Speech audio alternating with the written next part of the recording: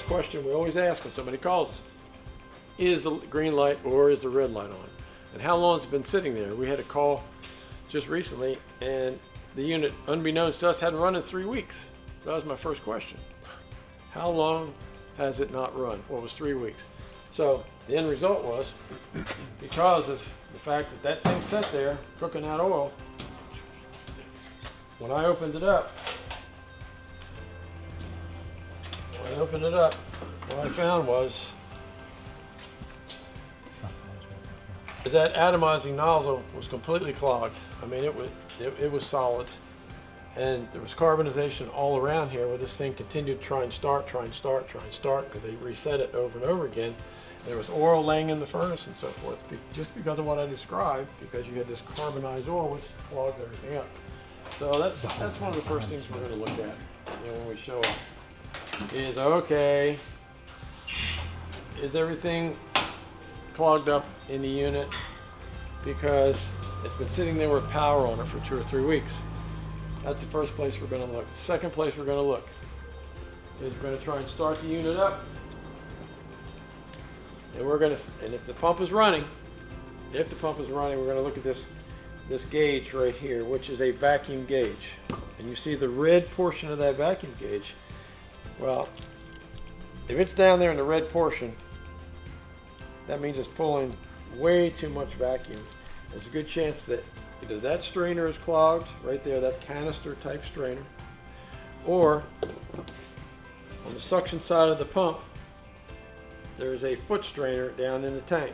There's a good chance that that may be clogged, okay? And also, unbeknownst to a lot of people, there's also a strainer in the head of this pump. There's a good chance that that could be clogged. So there's 3 potential sources of clogging. So we're going to look at all 3 of those to make sure we've got a clean suction side to the pump to start with. That's what we're going to check. And also, as I mentioned before, we're going to look inside the combustion chamber, see what kind of ash leave behind buildup we have in there. We're going to swing this front door out and see how the furnace tube combustion chamber looks in there, what kind of buildup we have in there. Because without clean fireside surfaces, it's almost impossible to transfer any heat. Another thing that very few people ever look at, but we do because we're sensitive to the need to, because we're working on steam boilers. The fan blades in these units are what are called squirrel cage. They're like bucket shaped. Those things over a period of hours will start to accumulate dirt in there, and after a while you're not hardly moving any air that's coming out of here because the buckets have lost their profile. So you're not scooping any air anymore, you're just paddling air rather than scooping air. So another place we're going to look to see if we've lost our capacity because we're not able to push enough air through there. And this combustion chamber does have a high temperature cutoff control. So if you're not pushing enough air through there, it'll keep going off on high temperature control. Off on high temperature control. Off on high temperature control.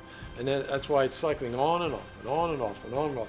So there's, easily 6, 8 different things we're going to look at immediately to find out why this thing's not doing what it did when it was new.